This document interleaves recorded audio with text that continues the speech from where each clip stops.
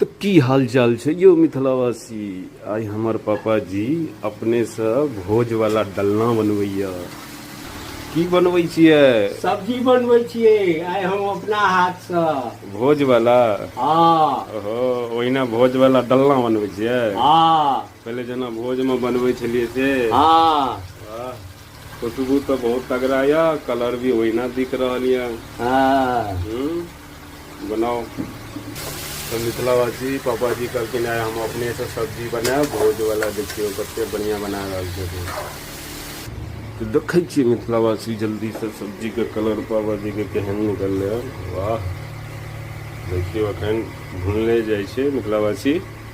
तो देखियो मिथिलावासी पापा जी कते नीक सब्जी बनेलक हन। डलना बन के तैयार छै और हमर कविता से खीर बनेलक हन।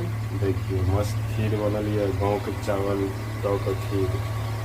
देखियो मिथिलावासी सब, देखियो कते नीक सब्जी बनल छै मिथिलावासी, भोज वाला सब्जी।